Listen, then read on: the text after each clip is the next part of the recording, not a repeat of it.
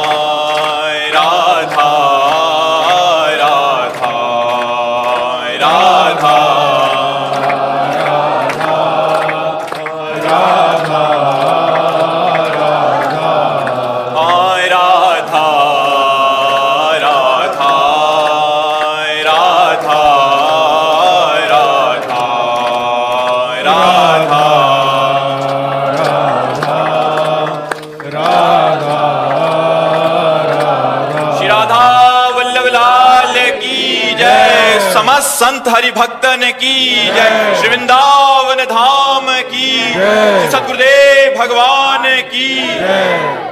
सुधा गौड़ जी मथुरा से। महाराज जी आपके चरणों में कोटि कोटि प्रणाम। महाराज जी मेरा सवाल है, जैसे मंदिर में जाके हम अंगत मानते हैं मेरे बेटे की नौकरी लग जाए, मैं पूरी हो जाएगी क्या? इससे पूरी हो जाएगी क्या? तुम भगवान को क्या मानते हो? क्या अपनापन?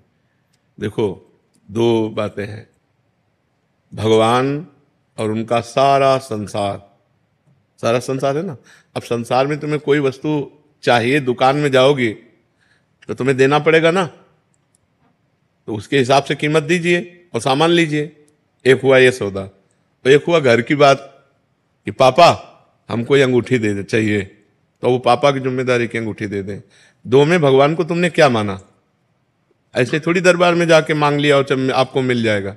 क्या माना? भगवान को अपना पिता माना, अपना मित्र माना, अपना प्रीतम माना, अपना स्वामी माना? ये तो माना नहीं। फिर तो दुकान है भगवान की, मेरे ईश्वर की दुकान में सबका जीवन खाता। अब तपस्या, पुण्य, अनुष्ठान ये है नहीं। अब काहे को तुम्हारी मांग पूरी हो जाएगी? ऐसे पूरी हो जाएगी? ऐसे तो और सब दुश्मन है क्या? सब मम प्रिय सब मम उपजाए, सब भगवान के बच्चे हैं, सबको भगवान ने प्रकट किया है, तो सबसे वैर हो जाएगा क्या भगवान का? तुम्हें एक मंदिर में जाके मांगो, तुम्हारी बात पूरी हो जाएगी। दो बात समझो, या तो तुम्हारे पास इतना पुण्य हो, तुम्हारे पास तपस्या हो, तुम्हारे पास अनुष्ठान हो, भजन हो, तो बात पूरी हो जाएगी, या फिर भगवान से प्यार हो कि भगवान मेरे पिता हैं, भगवान मेरे मित्र हैं, भगवान मेरे स्वामी हैं, भगवान मेरे पति हैं, भगवान मेरे प्रीतम।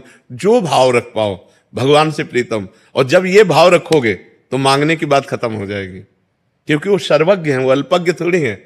वो पहले से पहले आपकी व्यवस्था करेंगे, मांगने की कोई जरूरत ही नहीं पड़ेगी। अगर मांगते हो तो तुम्हारे पास पुण्य होना चाहिए, तपस्या होनी चाहिए, अनुष्ठान होना चाहिए। ऐसे नहीं पूर्ण हो जाता, फिर लोगों की अश्रद्धा हो जाती है।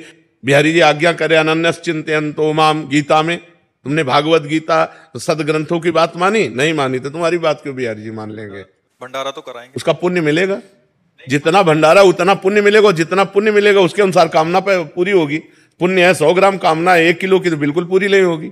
ऐसे ही भगवान के सब बालक है। अब आप गए हो, भगवान ये मुकदमा जीत जाए और आपने किया है पाप, तो भगवान कहते नहीं नहीं। अब तुम्हारी भावना बन गई, यार बिहारी जी से कई बार कहा हमारी बात नहीं सुने, तो बात समझो, हमारी बात समझो, नहीं तो भगवान पे अश्रद्धा हो जाएगी। वो भगवान है, उनके सब प्रिय है, उनके सब उपजाए हुए है। खूब नाम जप करो तो कामना पूर्ण होगी। बिहारी जी से कहने से नहीं पूर्ण होगी। बिहारी जी की बात मानो, आज्ञा मानो तो कामना पूर्ण हो जाएगी। तपस्या करो, पवित्र आचरण करो, पाप ना करो तो बिना मांगे कामना पूर्ण हो जाएगी। आवश्यकता पड़ने पर वो खुद व्यवस्था कर देंगे। करो सदा तिनके रखवारी, जिम बालक राखे महतारी। जैसे माँ बच्चे को कब बाल भोग देना है, कब राजभोग देना है, कब स्नान कराना, उसको चिंता होती है, ऐसे भगवान को चिंता होती है मेरे इस भक्त को कब क्या करना है। आपको मांगने की जरूरत पड़ेगी ही नहीं। भगवान का भजन किए बिना मांगते घूमो, कहां पूरी हो जा रही, किसी की पूरी हो जा रही। भगवान ऐसे नहीं सुनते, ऐसे भगवान ने सुन। भाव बिन सुनी पुकारे मैं कभी सुनता नहीं, भाव बिन सुनी पुकारे मैं कभी सुनता नहीं। भाव पूरित टेर ही करती मुझे लाचार है। भाव का भूखा हूं मैं और भाव ही एक सार है। भाव से मुझको भजे तो भाव से वेड़ा। अब आप समझो, आता तो सबको है लेकिन भाव नहीं है तो फिर भाव बिना भगवान नहीं सुनते कोई बात जी। राकेश सोनी जी, राधे राधे महाराज जी।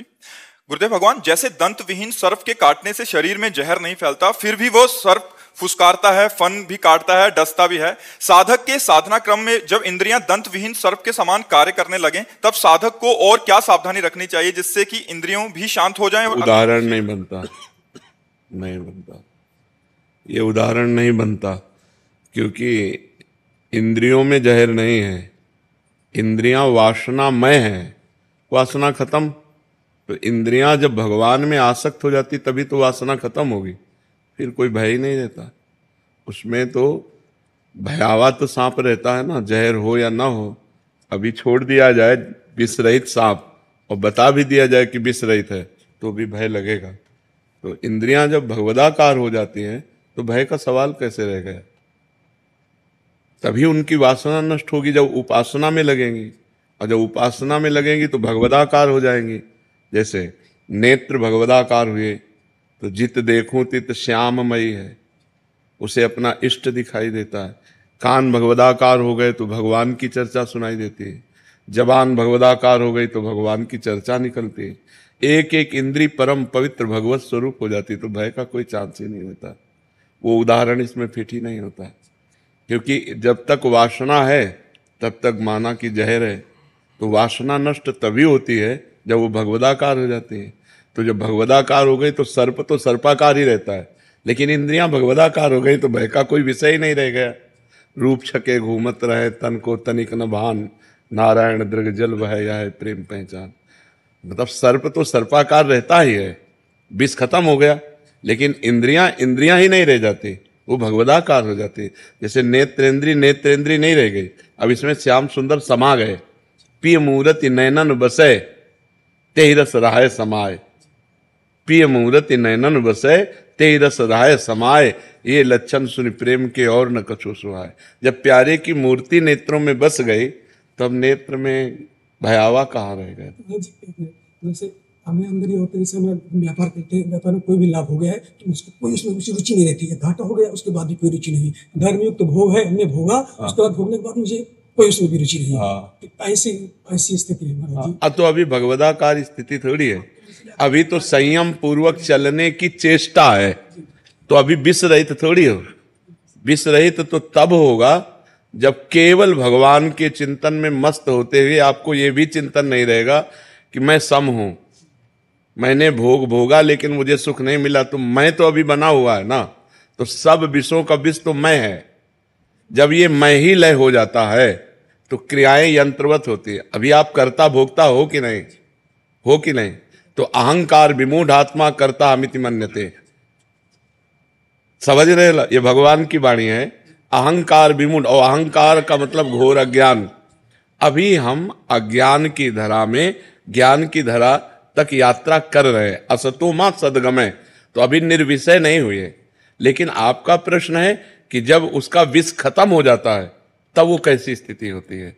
हमने प्रश्न किया कि मतलब इस समय, मतलब ऐसी स्थिति में हमें कैसे रहने, क्या करना चाहिए। हाँ, अब ये स्थिति अगर आप नाम जप कर रहे हैं और सहनशील बनते चले जाएं तो आपको ये स्थिति ज्ञान तक पहुंचा देगी, भगवान तक पहुंचा देगी। स्थिति बढ़िया है, लेकिन प्रश्न हमारा उत्तर होता शब्द पे कि सर्प के विषवत दांत टूट गए हैं, अब वो केवल सर पर रह गया है। लिखा है कि लव जो है अभी जो है, लेकिन फिर भी है अंदर से चेष्टा है उसकी, उसमें लिखा है ना। फन काटता है, शरीर में जहर नहीं फैलता। तो आप निर्णय कैसे कह सकते हैं कि उसका जहर नहीं पड़ सकता? क्योंकि भोक्ता और कर्ता है, तो कर्ता और भोक्ता है तो शुभ और अशुभ कर्म बन रहे हैं। अवश्य में वो भोक्तव्यम कृतम कर्म शुभाशुभम, कृतम माने किया हुआ कर्म, और कर्ता भोक्ता है तो विष तो पूरा है प्यारे। एक बार हमको बता दी आपने कैसे रहना। नाम जप कीजिए और जैसे चल रहे हो ऐसे चलते रहिए, ये गलित हो जाएगा, ये लय हो जाएगा। आप ठीक चल रहे हो लेकिन प्रश्न में त्रुटि है, प्रश्न में त्रुटि। आप ठीक चल रहे हो, आपका जैसे एक गृहस्थ धर्म में चला जाता है, ठीक साधना आपकी वही चल रही है। आप नाम जप करते रहिए, समभाव से रहिए, परोपकार कीजिए, पाप कर्म न बनने पावे, तो यही वृत्ति धीरे धीरे आपकी गाढ़ होती चली जाएगी और आम कर्ता भोक्ता लय हो जाएगा। जहां कर्ता भोक्ता लय हुआ तब आप पूर्ण निर्विषय हो गए, भगवदाकार हो गए। अब आपका जन्म मरण नहीं होगा, अब आप भगवान को प्राप्त हो गए। बस ऐसे धीरे धीरे चलते रहिए। और जब विषय सेवन कीजिए, वर्तमान में जब विषय सेवन कर रहे हैं उस समय उसमें एकाग्रता नहीं होनी चाहिए, एकाग्रता भगवान में होनी चाहिए कि एक क्रिया मात्र है। हाँ, उस समय एकाग्रता भगवान की होनी चाहिए कि ये भ्रमात्मक क्रिया है, ये कोई सच्चिदानंद सुख नहीं है। अरुचि पूर्वक विषयों का सेवन, सम अवस्था में व्यवहार, हानि लाभ मान अपमान दुख सुख और नाम जप, यही पार कर देगा। ये जीवन पापाचरण ना होने पावे। बहुत सुंदर, बहुत सुंदर। रवि प्रकाश त्रिपाठी जी, वाराणसी। सतगुरुदेव भगवान की जय। श्री हरिवंश महाराज जी। महाराज जी, मनुष्य जीवन के आत्म कल्याण का सबसे सरल साधन क्या है? इंद्रिय और मन को, जो प्रमथन स्वभाव वाली इंद्रियां हैं, प्रमथन स्वभाव वाला मन है, मथित करके विषयों में लगा देता है। इसको निर्विषय करके परमात्मा स्वरूप में स्थित हो जाना। परमात्मा स्वरूप कोई और नहीं है, आप ही हैं। तत् त्वम असि, वह तुम ही हो। ये वेद का वाक्य है, उपनिषद का वाक्य है, तत् त्वम असि। और मैं अपने को भूलकर मनुष्य मान लिया। मनुष्य में अंतःकरण में इतना तन्मय हो गए कि जो मन कहता है वो मेरी बात, जो इंद्रियां देखती सुनती बोलती वो मैं कर रहा हूं, ये अज्ञान। अब ये स्थिति है ना कि जो मैं देख रहा हूं तो मैं देख रहा हूं। उस समय ये ज्ञान नहीं होता कि मैं साक्षी हूं, नेत्रेंद्रिय देख रहे। मैं भोग भोग रहा हूं, उस समय ये ज्ञान नहीं रहता कि ये जनेंद्रिय भोग रही, मैं इसका साक्षी हूं। हर इंद्रिय अपना वर्ताव कर रही, लेकिन वो अपना वर्ताव नहीं कर रहे, वो मैं कर रहा हूं।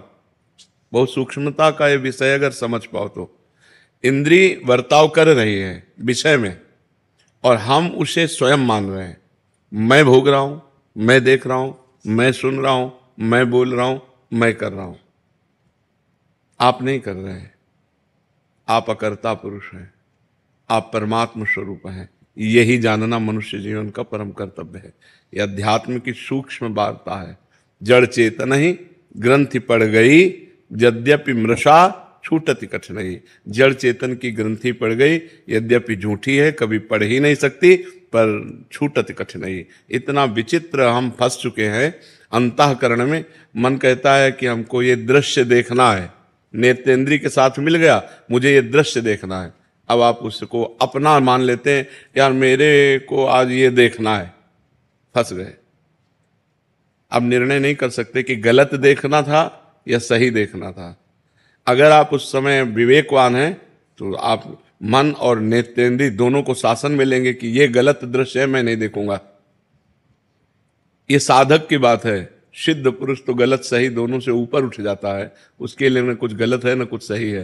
वो न देखता है, न सुनता है, न बोलता है, और देखता सुनता बोलता हुआ भी वो कुछ नहीं करता है। बड़ी दिव्य स्थिति होती है अध्यात्म की। तो मनुष्य जीवन का परम कर्तव्य है भगवत प्राप्ति। हम भजन के बल से अपने अंदर छुपे हुए अज्ञान का नाश करके समस्त इंद्रिय और मन के विजेता बन के भगवान को प्राप्त करें। यही मनुष्य जीवन का लाभ है। देखो, लाभ कहते हैं परिणाम को। परिणाम यदि लाभ तो लाभ, और परिणाम यदि हानि तो वर्तमान के लाभ को लाभ नहीं कहते। परिणाम में आइए, जब आपका शरीर छूटेगा तब 5 पैसा नहीं जाएगा आपके साथ, तो परिणाम में तो घाटे में हो गए। परिणाम हमें देखना। विवेक क्या करता है? परिणाम देखता है। और अविवेक माने अज्ञान क्या करता है? वर्तमान देखता है कि यार अभी भोगो, अब 5 मिनट भोगा और जीवन भर जेल काटा, लाभ तो नहीं हुआ ना। 5 मिनट की क्रिया और आजीवन कारावास। अगर वहां थोड़ा ज्ञान कर लेते तो बच जाते। तो ज्ञान क्या करता है? वो हमें परिणाम दिखाता है। अज्ञान क्या सिखाता है? इधर ले ही नहीं जाएगा, वो परिणाम की तरफ ले ही नहीं जाता। और मनुष्य जीवन विवेकवान होना चाहिए। पशु नहीं कि जो मन में आया सो कर लिया, उसका निर्णय करें हम। और विवेक के द्वारा हम अपने मन और इंद्रियों को शासन में लेकर भगवान की तरफ चलें, अध्यात्म की तरफ चलें और इस जीवन को भगवत प्राप्ति कराएं। जब हम परिणाम में देखते हैं तो पूरा का पूरा सिस्टम यहां का झूठा है। ये लगाकर, शरीर लगाकर सब सिस्टम झूठा है।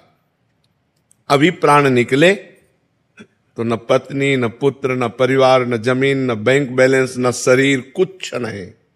किया हुआ आपका पाप और पुण्य कर्म वही आपके साथ जाएगा। अगर हमने इस संसार में रहते हुए भगवान का भजन कर लिया, कोई पाप कर्म नहीं किया और भगवान को प्राप्त कर लिया, तो मानव जीवन का परम लाभ। आप बहुत प्रतापवान होकर दिव्य विमान पर बैठकर भगवान के वैकुंठ धाम की यात्रा होगी। जो राम उपासक है साकेत धाम की उपासना हो, शिव है कैलाश धाम की, प्रिया प्रीतम के हैं निकुंज की। ये हुआ परिणाम कि आपका जय हो कहते हुए मंगलमयी यात्रा। नहीं तो दुनिया में लाखों का मेला जुड़ा, हंसा जब जब उड़ा तो अकेला। पूरा जीवन झूठे में गया कि नहीं गया? फाइनल पे आओ। जैसे हम हंसी वाली बात कहें कि किसी आपको ऐसे देश में भेजा जाए जिसमें सब सुविधाएं आपको दी जाएंगी, सब सुविधाएं, खूब कमाओ खाओ मौज लो, लेकिन जब वहां से निकाले जाओगे तो कपड़ा तक उतरा लिया जाए। ऐसे देश में रहना पसंद करोगे? इसी देश में रह रहे हो। शरीर तक उतरा लिया जाता है। ये शरीर जीवात्मा का कपड़ा है, शरीर तक छिनवा लिया, जला दिया जाता है, नष्ट कर दिया जाता है। बोलो हम लोग ऐसे देश में रह रहे हैं जिसका नाम मृत्यु लोक है और राजी है, और जिस कार्य के लिए आए उस कार्य से मतलब नहीं है। कार्य के लिए आए हैं मोक्ष, मुक्त होने के लिए कि अब दोबारा मुझे इस संसार में नहीं, अब भगवान के दिव्य देश में, भगवान के दिव्य राज्य में अगर यहां आए भी तो कर्म बंधन मुक्त होकर के आवे, कर्मों में बंधे हुए नहीं। इतना दुख है संसार में, दुख ही दुख। आप जिधर देखो दुख ही दुख, दुखालयम शाश्वतम। और इसमें हम राजी हैं, दूसरे के 100 लेके जा रहे हैं, बोल रहे हैं राम नाम सत्य है, लेकिन अपनी समझ में नहीं आ रहा कि सत्य है क्या। फिर मनोरंजन में लग जाते हैं, लेकिन अपने को पता नहीं कि यही दशा मेरी होनी है, कोई मेरे साथ नहीं जाना। तो मानव जीवन का परम लक्ष्य है भगवत प्राप्ति। अब आप गौर करने की बात है कि जैसे आप 50 वर्ष के हो तो 50 वर्ष में आपने जो भी कमाया है, अगर वो पूरा दे करके 5 श्वासें खरीदना चाहें तो आप नहीं खरीद सकते। 50 वर्ष की श्वासें जो आपने संसार में लगा दी, वो पूरी प्रॉपर्टी देकर 5 श्वासें और खरीदना चाहें कि एक्स्ट्रा हमें दे दें, तो हमारी सरकार से नहीं मिलेगी आपको। इतनी कीमती श्वासें हैं, यदि हम इन श्वासों में राम न बोले, राधा न बोले, कृष्ण न बोले तो बहुत बड़ा घाटा हो गया, बहुत बड़ा घाटा हो गया, जिसकी पूर्ति कहीं हो ही नहीं सकती। अच्छा, इस जन्म में हम मनुष्य बने, अगले जन्म में पशु बने, पक्षी बने, क्या पता कि हमारे कर्म के परिणाम में हमको क्या बनाया जाए। अब आप देख लो यहाँ पशुओं के साथ कैसा बर्ताव होता है। ऐसे पैर बांध दिए और नीचे से आग लगा दी, जिंदा वो आधा घंटे में जल जल के भुनता है। और वो तो मौत से खाते हैं, लेकिन उसकी दशा देखो, वो भी जीव है, चाकू से उसको काटते हैं, मारते हैं। जीव तो जीव है। एक चींटी के पीछे आप अंगुली लगाइए ऐसे, तो देखो वो प्राण बचा के भागना चाहती है। एक चींटी को भी अपने प्राण उतने ही प्रिय हैं जितने हमको प्रिय हैं। फिर इन पशु पक्षियों के साथ ऐसा बर्ताव, तो पता नहीं हम क्या बने और क्या हमारी दुर्दशा हो। तो हम ऐसे भजन करें कि हमारा जितना पाप है सब भस्म हो जाए और इसी जन्म में हम दिव्य हो जाए, भगवान को प्राप्त हो। और यही लोग थोड़ी मृत्यु लोक, अरे देवलोक है, तप लोक है, महालोक है, जनलोक है, ब्रह्म लोक है। हम और लोकों में जाएं, हम इसी में क्यों आए? जैसे हम यहां रह रहे हैं ना, ऐसे स्वर्ग लोक है, दिव्य अप्सराएं, दिव्य देवता, दिव्य भोग, और ये सब दुर्गंध वाला काम नहीं है। लेकिन वो भी एक दिन मरेगा, वो भी नष्ट होगा, क्योंकि ब्रह्मा से लेकर के तिनके तक सब मायामय लोक है। तो अगर हम चाहें भी, भोग चाहें, तो घटिया भोगों को क्यों भोगें? ऊपर वाले लोकों में चले ना, इसी में क्यों फंसे हो? तो हमें अच्छे कर्म करके ऊपर के लोकों में जाने की सोचना चाहिए। और अगर मुक्त होना है कि हमें किसी लोक में नहीं जाना, भगवान के पास जाना, डट के भजन करो। भजन के बिना मनुष्य जीवन बहुत कीमती जीवन है। देखो लिखा है, बड़े भाग मानुष तन पावा और सुर दुर्लभ सदग्रंथन गावा। सदग्रंथों ने गाया कि देवताओं को दुर्लभ है। अब बताओ देवताओं को क्या दुर्लभ है यार। और लिखा है देव दुर्लभ देहि दुर्लभो मानुषो देहो। देव दुर्लभ क्यों कहा गया? क्योंकि देवता भजन करके भगवान को नहीं प्राप्त कर सकते, आप भजन करके भगवान को प्राप्त कर सकते हो। भाई इतनी बात की दुर्लभता है। अगर ये दुर्लभता नहीं प्राप्त की तो तिनते खरसूकर स्वान भले। क्यों? क्योंकि वो अपने कर्मों को भोग कर ऊपर उठ रहे हैं और हम ऊपर से अब नीचे गिर रहे हैं। मनुष्य शरीर सबसे ऊपर है। 83,99,999 योनियों के बाद ये मनुष्य शरीर है। अगर अब हम चूके तो हम नीचे ही गिरेंगे, ऊपर तो है नहीं। तो हम चूके ना, हम ऊपर की तरफ इससे बढ़े। अगर हमारा मोक्ष ना हो तो जैसे गीता जी में लिखा हुआ है कि जो मेरा भजन करने वाले हैं वो नष्ट नहीं होते। अगर आप किसी विषय के प्रेम में भगवान की प्राप्ति नहीं कर पाए, भजन कर रहे हैं, मान लो आप विषयी पुरुष हो और भजन कर रहे हो, तो आपको स्वर्ग ले जाया जाएगा, वहां के दिव्य भोग भोगाए जाएंगे और फिर मृत्युलोक में श्रीवान कुलवान धनवान के यहाँ जन्म होगा और फिर भजन का योग मिलेगा और फिर आप मतलब आपका अमंगल हो ही नहीं सकता। भाव कुभाव अनख आलसहु नाम जपत मंगल दिस दसहु। दसों दिशाओं में आपका मंगल होगा। इसलिए भगवान की प्राप्ति करना मनुष्य जीवन का परम लक्ष्य है। अश्विन पराशर जी भोपाल से। राधे राधे महाराज जी। महाराज जी, जिस प्रकार आत्मा को भगवान की तलाश रहती है, क्या उसी प्रकार नहीं, आत्मा को भगवान की तलाश नहीं रहती। आत्मा ही भगवान है, आत्मा ही भगवान है, भगवान ही आत्मा है। आत्मा को भगवान की तलाश नहीं रहती। अंतःकरण में जो मैं तत्व का आरोप हो गया है, जैसे अपने शरीर को आपने मैं मान लिया। आप मानते हो ना कि मैं पुरुष हूं? नहीं मानते? ये भ्रम है, ये आपकी वर्दी है, पोशाक है। भगवान ने कहा वशांश जीर्णानि यथा विहाय नवानि गृह्णाति नरोपराणि। ये नई वर्दी है, आपको नई पोशाक मिली पुरुष शरीर की, लेकिन आपको ये ज्ञान नहीं है। आपको ज्ञान है मैं हूं, ये अज्ञान है। जो अंतःकरण में मन बुद्धि चित्त अहंकार है, उसमें जो अहंकार है वो ये पूरा का पूरा जितना ज्ञान भरा हुआ है उसी में सब भरा हुआ है। इसी अहंकार को मिटाने के लिए हमें भगवान की आवश्यकता है। जब हम भगवान को पाते हैं तो अपनी आत्मा के रूप में पाते हैं। हमारी आत्मा ही भगवान है। आत्मा और भगवान में इतना अंतर नहीं है। वही आत्म तत्व भगवान है। वासुदेवा सर्वम इति समात्मा सुदुर्लभा। भगवान ही सबके हृदय में विराजमान है, वही आत्म तत्व के रूप में विराजमान है। तो आत्मा को परमात्मा की खोज नहीं है, परमात्मा ही आत्मा है। खोज है मैं को। ये जो अहम बैठ गया है, स्त्री पुरुष इंद्रियां मन भोग वासना धन बाहरी सब वैभव, ये सब अज्ञान का स्वाप्निक दृश्य मिट जाए और मैं अपने स्वरूप में आ जाऊं या मैं भगवान को प्राप्त हो जाऊं। ये देहाभिमान को है भगवान की प्राप्ति। देहाभिमान को भगवान की खोज है, आत्मा को नहीं। आत्मा ही परमात्मा है, परमात्मा ही आत्मा है, किंचिन मात्र अंतर नहीं। जैसे एक चम्मच गंगाजल या एक टैंकर गंगाजल कहा क्या जाएगा? गंगाजल ही कहा जाएगा ना। तो ऐसे जीव को क्या कहा गया? परमात्मा का अंश। तो गंगा जी का अंश एक चम्मच गंगाजल तो पूर्ण गंगाजल ही है, अपूर्ण तो नहीं है ना। तो ऐसे ही परमात्मा का जो अंश है वो पूर्ण है, वो पूर्ण परमात्मा स्वरूप है, उसमें कोई अंतर नहीं। लेकिन अंतर पड़ गया, हम अपने स्वरूप को भूलकर देह को मैं मान लिया, भोगों को सत्य मान लिया, संसार में रम गए। यही हटाना है। मनुष्य जन्म में यही कर्तव्य कर्म करना। अगर ये कर्तव्य कर्म कर लिए तो मुक्त पुरुष हो गए, जीवन मुक्त पुरुष।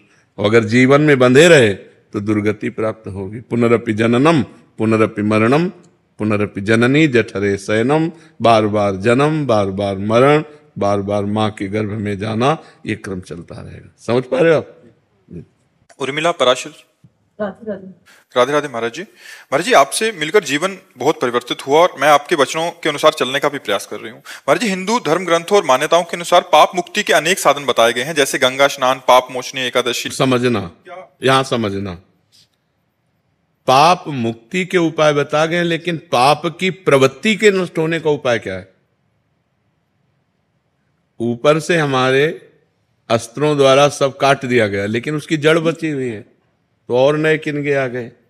पाप गंगा पापम, गंगा पाप का नाश करती, इसमें संशय नहीं, लेकिन पाप की प्रवृत्ति, गंगा नहा के आए फिर 100 पाप कर लिए, फिर गंगा नहा के आए फिर 100 पाप कर लिए, तो हाथी स्नान हुआ, हाथी स्नान किया, सूंड से धूल डाल लिया, तो स्नान का मतलब क्या हुआ? तो पाप वास्तविक तो नष्ट नहीं हुए। पाप नष्ट तब माना जाएगा जब पाप की प्रवृत्ति का नाश हो जाए, पाप की जड़ का नाश हो जाए, वो है प्रवृत्ति। बोले बड़ा पाप प्रवृत्ति वाला आदमी है, बहुत पापी आदमी है, तो पाप की प्रवृत्ति सबके अंदर रहती है, क्योंकि सुमति कुमति सबके उरहाई, नाथ पुराण निगम अस कहाई। तो जहां सुमति है वहां शुभ है, और जहां कुमति है वहां अशुभ है, पाप है। तो कुमति सुमति सबके उरहाई, कभी कुमति जोर कर गई तो पाप बन गया, कभी सुमति जोर कर गई तो पुण्य बन गया। तो तीर्थों के जो उपाय हैं वो पाप नष्ट करने के लिए हैं, लेकिन अध्यात्म जो है वो पाप प्रवृत्ति को नष्ट करता है। गंगा को भी निष्पाप करने की सामर्थ्य एक महात्मा रखता है। तीर्थी कुर्वन्ति तीर्थानि, तीर्थों में चरण रख दे तो तीर्थत्व आ जाए, गंगा को स्पर्श कर दे तो गंगा निष्पाप हो जाए। क्यों? क्योंकि उसने पाप की प्रवृत्ति का नाश कर दिया।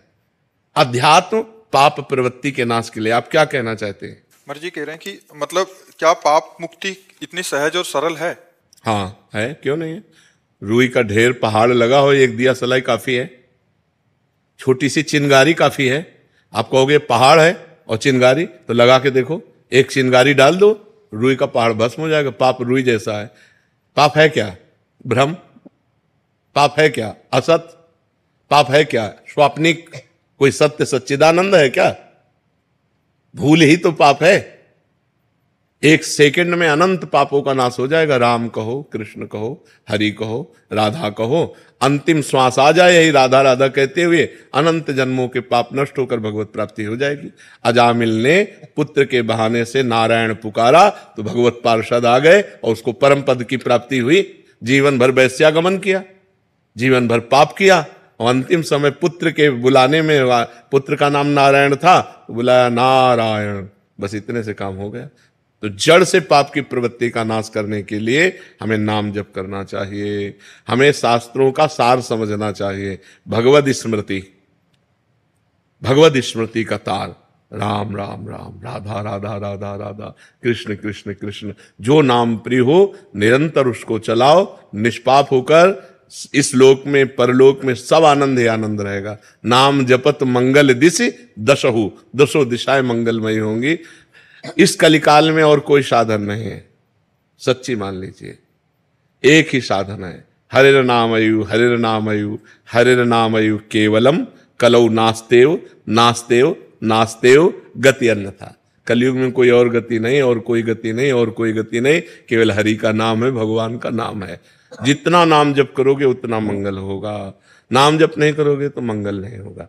अगर गंगा जी का सेवन करते हो और नाम जप नहीं करते हो तो पाप नहीं रोक सकते। तुम देख लो प्रवृत्ति कैसे नष्ट होगी।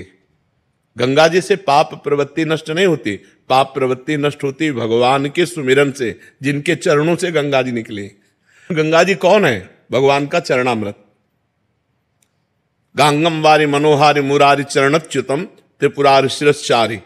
जो गंगा जी हैं वो भगवान श्री हरि का चरणामृत है। वामन अवतार में जब भगवान ने अपना चरण बढ़ाया, ब्रह्मलोक गया, तो ब्रह्मलोक में ब्रह्मा जी ने जब चरण की अगवानी करके प्रक्षालन किया और अपने कमंडल में डाला, तो वही भागीरथी गंगा जी हुई। भगीरथ लाए इसलिए भागीरथी कहा गया। तो हमें चाहिए भगवान का नाम स्मरण करते हुए तीर्थ अवगाहन करें, या खेती किसानी करें, या व्यापार करें, या नौकरी करें, वो सब समान है। अगर हम धर्म से किसानी करते हैं, धर्म से व्यापार करते हैं और नाम जप करते हैं, तो बिना गंगा नहाए भी भगवत प्राप्ति हो जाएगी। और गंगा नहाते हैं, मनमानी आचरण करते हैं, पाप करते हैं, तो गंगा नहाते हुए भी आपको नरक जाना पड़ेगा। पक्की बात समझ लो।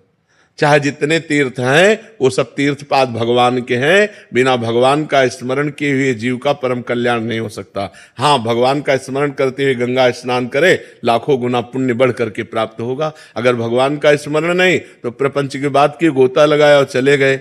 चिंतन नहीं है, चिंतन का खास बात है, चिंतन की खास। देखो, ये बड़े बड़ों से गलती होती है।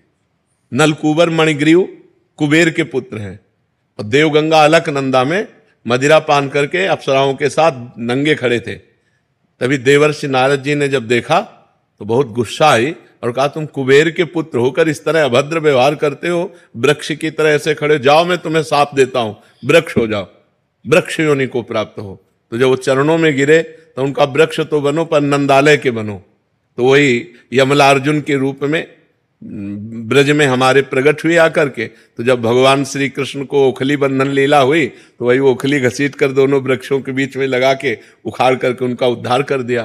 तो अगर भजन नहीं है तो कुबेर के पुत्र हैं, देवताओं में श्रेष्ठ कुबेर जी हैं, उनके पुत्र हैं, लेकिन कितना गलत काम कर रहे हैं। धनाध्यक्ष कुबेर के पुत्र होते हुए भी गंगा जी में नंगे खड़े होकर शराब पीकर अप्सराओं के साथ उद्दंडता, तभी तो देवर्षि नारद जी ने शाप दिया था। तो आप समझो कि अगर आप गंगा जी का सेवन करते हो तो आपके आचरण भी पवित्र होने चाहिए। एक गंगा जी की महिमा सुनी कि गंगा स्नान करने से 100 यज्ञों का फल मिलता है, तो वैश्यागमन करने लगे। तो जब उनसे कोई बात करता तो कहते 100 यज्ञों का फल मिलता है, रोज गंगा नहाता हूं, 1-2 यज्ञ का चला जाएगा वैश्यागमन से, लेकिन हमारे पास बहुत पुण्य है। तो गंगा जी एक दिन उसको ज्ञान देने के लिए बालिका के रूप में एक सफेद कपड़ा लेकर बार बार गंगा जल में डुबोती और फिर ऐसे बालू में गंदा कर देती, फिर गंगा जल में डुबोती। और वो स्नान करने के लिए गए तो उन्होंने देखा, तो कहा, ए लड़की, जब तुझे गंदा करना है तो साफ क्यों करती है, और जो साफ करना है तो गंदा क्यों करती है। तो उस समय कपड़ा गंदा ही था। तो उनका, देख तेरी दुर्दशा यही है, जब तू वैश्यागमन करता है तो गंगा स्नान क्यों करता है, और जब गंगा स्नान करता है तो वैश्यागमन क्यों, तेरी दुर्गति होगी। जैसे कपड़ा इस समय गंदा ही है ऐसे तेरी दुर्गति होगी, तू नरक को प्राप्त होगा। ये मत सोच कि तू ये गंगा स्नान का फल प्राप्त करेगा, 100 यज्ञ कर्ता का फल, और 1-2 यज्ञ का फल चला जाए, तू नरक जाएगा, क्योंकि तू पाप कर रहा है। तो गंगा स्नान का मतलब है आपकी बुद्धि शुद्ध हो, आपकी पाप प्रवृत्ति नष्ट हो, आपका भगवत स्मरण बने, आपके गलत आचरण रुके, तभी इन तीर्थों के अवगाहन का फल है। ये लोग तीर्थों में जाते हैं, तीर्थों का आनंद लेने थोड़ी जाते हैं, मनोरंजन करने जाते हैं। तीर्थ कैसे जाया जाता है, उपवास करके रहा जाता है 1-2 दिन, बहुत नम्र दैन्य नाम जप पवित्र। अब यहाँ होटल बुक करवा के धामों में और बेविचार करते हैं, मदिरा पीते हैं, मनमानी आते, तो ये तीर्थ अवगाहन थोड़ी हुआ, ये तो घोर पाप हो गया जो घोर नरकों में ले जाने वाला है। आजकल हरिद्वार, काशी, वृंदावन लोग भाव से तो 2-4 आते होंगे, नहीं तो मनोरंजन करने आते हैं और गंगा किनारे बैठ करके अपनी मनमानी आचरण करते हैं, खान पान बेविचार नाना प्रकार। तो इससे क्या होगा, और पाप दृढ़ हो गया, घोर दुर्गति होगी। तो जब तक पाप की प्रवृत्ति का नाश ना हो तब तक तीर्थों के अवगाहन का कोई फल नहीं मिला। इसीलिए भगवान ने कहा है, जो तुम्हारा प्रश्न बहुत सावधानी से सुनना, व्रतांसी यज्ञ छंदांसी तीर्था नियमा यमा यथा वरुंधेत सत्संगा सर्वसंगोपह इमाम। मेरे को वश में करने के लिए तीर्थ अवगाहन, व्रत, नियम, धर्म, ये सब में एक ही बात है, महापुरुषों का संग। क्योंकि संत संग से प्रवृत्ति जो हमारी गलत है वो त्याग हो जाती है, पाप की प्रवृत्ति का नाश। अब आप एकादशी रहते हो, मनमानी आचरण करते हैं तो आपकी दुर्गति होगी। आप तीर्थयाटन करते हैं, आप गृहस्थ धर्म का पालन करते हैं, आप और भी सब, लेकिन मनमानी आचरण करते हैं, पाप करते हैं, तो आपकी दुर्गति होगी। तो सत्संग के द्वारा बुद्धि का भगवान में लग जाना, इससे बड़ा कोई फल नहीं है। भगवान शंकर जी कहते हैं, उमा संत समागम सम न लाभ कछुआन। क्यों? क्योंकि उससे हमारी बुद्धि का परिवर्तन होता है। हजारों लोग ऐसे हैं जो आकर के बताते हैं कि मुझे 1 साल हो गया, 2 साल हो गया, सब गंदे आचरण छोड़ दिए और नाम जप करता हूं, आज आपके दर्शन हुए। तो वाणी सत्संग की सुधार पहले कर दिया और मिलाया बाद में आकर के।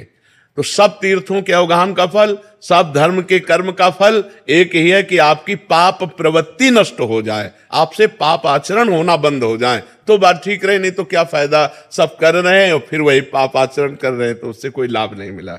तो हमारे जो सदग्रंथों का लक्ष्य है वो है भगवान का स्मरण, अखंड स्मृति, हरिशरणम हरिशरणम, राधा राधा राधा। अगर ये है तो सब फल मिल गया, नहीं तो सो सब धर्म करम जर जाऊ, सो सब धर्म करम जर जाऊ, जहां न राम पद पंकज भाऊ। जोग कुजोग ज्ञान अज्ञानु, जहां नहीं राम प्रेम प्रधानु। अगर भगवान के चरणों में प्रेम नहीं तो जोग कुजोग है, वो ज्ञान अज्ञान है, वो धर्म कर्म आग लग जाए जिसमें भगवान के नाम में न प्रेम हो, भगवान के चरणों में न प्रेम हो। महाराज जी इसमें एक प्रश्न है कि महाराज जी क्या तीर्थ याटन या स्नान आदि या व्रत आदि नहीं करना चाहिए? ये करना चाहिए पर पाप त्याग कर। हम आज जा रहे हैं, पापी पुरुष हैं, गंगा स्नान के निष्पाप हो जाएंगे, लेकिन हमें आगे पाप नहीं करना, ये नियम लेना चाहिए। हम हरिद्वार जा रहे हैं तो नियम लेना चाहिए, आज से हम पाप नहीं करेंगे। अगर आप हरिद्वार जा रहे हैं, गंगा स्नान कर रहे हैं, अपने पाप आचरण नहीं रोक रहे, तो आपको लाभ क्या मिला गंगा स्नान का? आपको वहां जाने का फल क्या मिला? वैसे ही कि वैसे गंदे तो बने हो, वही गंदे आचरण कर रहे हो। लाभ तो जब आपका परिवर्तन हो। इसीलिए सर्वश्रेष्ठ स्नान सत्संग है। अगर सत्संग रूपी गंगा में गोते लगा लिए, ज्ञान गंगा में गोते लगा लिए, तो फिर आप निष्पाप हो गए, पाप की प्रवृत्ति का नाश हो जाता है। इसलिए तीर्थों का जाना मना नहीं है, लेकिन तीर्थों में मनमानी करना मना है। आप तीर्थों में आज जैसे जाते हो ऐसे नहीं, होटल बुक कर लिया, मनमानी आचरण करो, ऐसे नहीं तीर्थों में जाया जाता। नम्र दैन्य व्रत उपवास भजन साधना त्याग तपस्या दान पुण्य, ये सब करने के लिए तीर्थों में जाया जाता है और नियम लिया जाता है। तो बोले भाई देखो अब हम बद्री नारायण हो आए, अब हमसे झूठ तो नहीं बोला जाएगा। पुराने लोग थे कि भाई हम केदारनाथ हुआ है, बद्रीनाथ हुआ है, अब हम झूठ नहीं बोल सकते क्योंकि हम बद्री नारायण के दर्शन कराए। लोग पहले नियम, देखो हम गंगा नहा के आ रहे हैं, हम झूठ नहीं बोल सकते, हम पाप नहीं कर सकते अब क्योंकि हमने गंगा स्नान कर लिया। ये है तीर्थों के फल का, अवगाहन का फल है हमारे आचरण सुधर जाए, हमारा चिंतन सुधर जाए। नहीं तो फायदा क्या हुआ, हमें बताओ फायदा क्या हुआ? आप गंगा नहा के आए फिर वही पाप कर रहे हैं तो फायदा क्या हुआ? गंगा स्नान का लाभ क्या मिला? गंगा स्नान का मतलब क्या हुआ? वो तो पानी में तुमने गोते लगाया, गंगा स्नान कहाँ किया? अगर गंगा स्नान किए होते तो तुम्हारी भावना बदल जाती कि मैं गंगा जी का सेवन करके आ रहा हूं, आज के बाद कोई पाप नहीं करूंगा, आज के बाद कोई गंदी बात नहीं करूंगा। वही जीवन सबके बदल में। देखो यहाँ धाम आए हो भगवान के, जहाँ करोड़ों गंगा जी समानता नहीं कर सकती, क्योंकि जिनके चरणों से गंगा जी निकली वो स्वयं यहाँ प्रकट हुए, यहाँ खेले, यहाँ उनकी चरण रज, यहाँ उनका संपूर्ण जीवन भगवान का बाल लीला तो भगवान की ही संपूर्ण हुई ना। भगवान का वृंदावन धाम है, यहाँ आकर कितना लाभ लोग लेते हैं। बिहारी जी तो ऐसे कर गए, उनके चिंतन में चल रहा है ये खाए वो खाए वो खाए, धाम का आनंद ले रहे हैं क्या?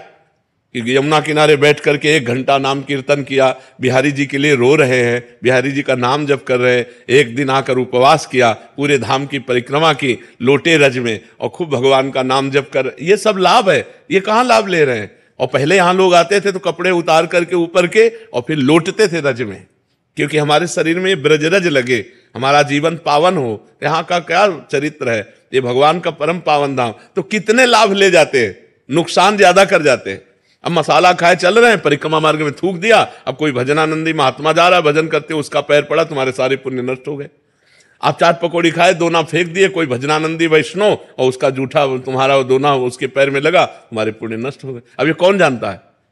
तो धाम आए तो बहुत पवित्रता पर, तीर्थों में जाए बहुत सौभाग्य, लेकिन वहां कैसे रहना चाहिए, ये वहां हमसे पाप ना बन जाए, आगे हमसे कोई पाप ना हो जाए, ये सावधानियां रखनी चाहिए।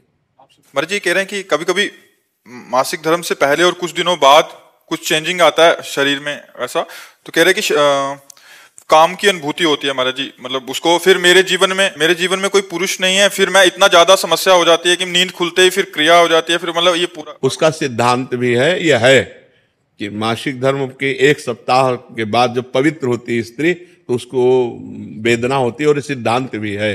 तो अब उसको सहना पड़ेगा। जब पति नहीं है तो वे विचार की आज्ञा तो शास्त्र देता नहीं है, फिर राधा राधा राधा राधा रटकर ब्रह्मचर्य धारण करना चाहिए, ब्रह्मचर्य की भावना पुष्ट करनी चाहिए। अब इधर अपने जीवन को इस तरह से बर्बाद करने से तो कोई लाभ मिलेगा नहीं। अगर हम अन्य प्रक्रियाओं को स्वीकार करते हैं तो वो सब निषेध ही हैं, वो हमारे जीवन को नष्ट ही करेंगी। तो हमें लगता है कि या तो पुरुष का वर्ण कर ले, किसी सदपुरुष का वर्ण कर ले और अपनी गृहस्थ धर्म से रहे, और या फिर उसको सहन करके ब्रह्मचारी बना रहे। ऐसा नहीं है कि हमारे अंदर जैसा आवेश आया, वेग आया, हम वैसे ही कर लें, फिर तो हम में और पशु में अंतर क्या रह गया? हम मनुष्य हैं।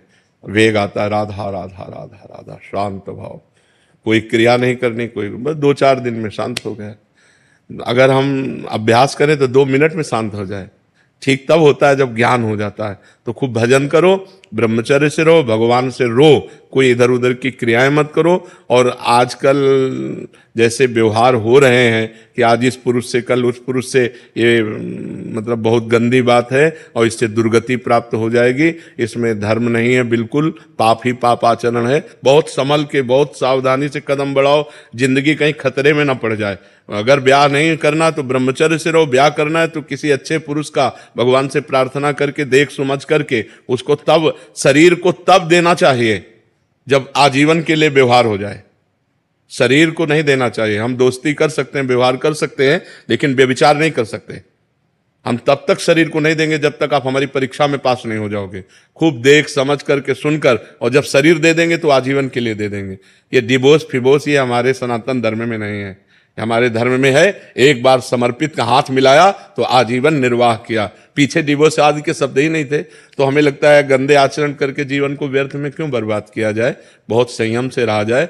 यही तो आवेश है, काम का आवेश, क्रोध का आवेश, लोभ का आवेश, अहंकार का आवेश, यही तो सब पाप कर्म कराने वाले हैं। इन्हीं को तो सहना है। राधा राधा ना सहन हो तो रोज श्री जी का नाम लेकर के, अपने पास जैसे बच्चा है, अब उसका कोई बल तो है नहीं, रो देगा माँ के लिए तो माँ को दौड़ के आना पड़ेगा। तो हमारा बल क्या है? श्री जी है। तो हम जब हम विकल हो, कोई हमें आश्रय, तो हम गंदी क्रियाएं नहीं करेंगे, रो देंगे कि प्रभु आप देख लो। वो जहां रो दिया तो ऐसा संभाल देंगे कि आजीवन संभल जाओगे। बहुत अच्छे बच्चे हो, अपनी बात कह रहे हो तो इस बात को समझो, इधर उधर की चेष्टाओं में मत फंसना। पुरुष का वर्ण करो तो देख समझ के वर्ण करो, एक बार वर्ण करो तो आजीवन उसका वर्ण करो। ये जो आजकल चल रहा है ना, बहुत गंदा चल रहा है, बहुत गंदा चल रहा है। लिव इन रिलेशन, ये सब बहुत गंदा चल रहा है। ये हमारा धर्म नहीं कहता है। बहुत सावधानी से चलो बच्चा, जीवन बहुत कीमती है, इसमें भगवान की प्राप्ति हो जाए ये बहुत उत्तम बात है। आपने अपनी मन की व्यथा कही हिम्मत करके सबके बीच में, इसलिए हम आपको प्रणाम करते हैं। बस आप अपने संयम से रहना, कोई चेष्टा इधर उधर मत करना, वो धीरे धीरे शांत हो जाए। जैसे आज हमको 100% जलाया और हम सह गए, तो कल 90% जलाएगा, फिर 80%, फिर धीरे धीरे धीरे धीरे फिर खत्म हो जाता है। बच्चापन से बाबा जी 13 वर्ष की अवस्था से, और जिंदगी में किसी माँ बहन को पीछे जब गंगा किनारे जवानी पूरी रही, अब तो इसलिए देख रहे हैं कि प्रश्न उत्तर बातचीत सब ऐसा नहीं, पर जिंदगी में हमने ऐसे नहीं देखा। छूना, बातचीत करना, मिलना तो बात जाने दो, ऐसे नहीं देखा, फेस टू फेस नहीं देखा। सदैव ऐसे ही रहे। और गंगा किनारे कौन देखने आता है? खाना तो मिलता नहीं था, रहने का ठिकाना नहीं, गर्मी सर्दी बरसात 20 वर्ष ऐसे काटे। धीरे धीरे धीरे धीरे धीरे तब वही अनुभव कह रहा हूं कि पहले 100%, फिर 90% उसको देखा है, फिर 70%, फिर कम परसेंट होते होते होते अब शांत एकदम। जब शांत हो गया तब सब कुछ मिल गया। जब शांत नहीं था तो ना खाने का था, ना रहने का था, ना कुछ नहीं था। और जब इच्छा नहीं है तो दुनिया की चीजें तो हम इसलिए कहते हैं कि धैर्यपूर्वक सहो, ये सहना तुम्हें महान बना देगा। गलत आचरण में मत उतरना, ये सबके जीवन में रहता है। कोई ऐसा यहां पैदा ही नहीं हुआ भगवान या भगवान के महान भागवतों के सिवा जिसको काम क्रोध ने अपनी चपेट में ना लिया हो। सबको रोना पड़ा है, सब भजन करके आगे बढ़े हैं, सबके ऊपर भगवान की कृपा हुई जो निष्काम हुए हैं। नहीं तो सब पूरा संसार इसी में तो फंसा हुआ है। बहुत धैर्यपूर्वक रहना। महाराज जी, जैसे क्रोध और ओवर थिंकिंग जाप करने के बाद भी नहीं जाती? नहीं, ऐसा बच्चा नहीं है। जाप जैसे हमारे मनोमालिन्यता 1 किलो है, हमारा जाप 100 ग्राम है, तो 900 ग्राम अभी बकाया है ना। बात समझ रही हो ना? अगर हमारा जाप उस कोटि का होने लगेगा तो ओवर थिंकिंग भी खत्म हो जाएगी। मन की मलिनता जहां नष्ट हुई तो निगेटिव पार्ट उसका शांत हो जाता है। बड़ी दुख की परिस्थिति में भी पॉजिटिव चिंतन होने पर वो बड़े से बड़े दुख को भी क्रॉस कर जाता है। और जब हमारा मन मलिन होता है तो अच्छी बात में भी वो निगेटिव पार्ट रख करके वो दुखी कर देता है। इसलिए हम थोड़ा जाप और बढ़ावें। ऐसा अगर हम कहेंगे कि हम जप करते हैं और फिर भी दूर नहीं होता तो फिर हम लोग बैठे हैं, उसी के बल से हम सब कुछ दूर किए हुए हैं। समझ रहे ना बच्चा? तो और हम पॉइंट अपना बढ़ाएं। जैसे बहुत गंदा कपड़ा है, हम 5 ग्राम उसमें वॉशिंग पाउडर डालें तो साफ नहीं होगा। उसमें 50 ग्राम चाहिए। ऐसे हमारा मन बहुत जन्मों का मलिन है, 2-4 माला कर लिया तो अभी सफाई नहीं हुई, हमें और जब बढ़ाना चाहिए। ठीक है ना? हाँ, उस पर विश्वास कीजिए, वो निश्चित आपका सब कुछ ठीक कर देगा। सद्गुरुदेव भगवान की जय। जैसे ये आपने जैसे लिखा है महादेव, है ना? और ये आपका बायां हाथ है, लेफ्ट है, तो सोचने में इसका प्रयोग होता है तो महादेव लिखा हुआ है। आप जब नहाते हैं तो इसका जल निकल कर पैरों में भी जाता है, तो कहीं ना कहीं अपराध बनने की संभावना होती है। तो हमें लगता है, हम निषेध करते हैं कि भगवान नाम और भगवत रूप के टेटू ना बनवाए जाएं, क्योंकि उससे ठीक नहीं रहता। तो त्रिशूल को फूल बनवा दीजिए, ठीक है, त्रिशूल की जगह, और जहाँ महादेव लिखा हुआ है वहाँ कोई चित्र बनवा लीजिए, संसारिक बनवा लीजिए या फूल बनवा लीजिए।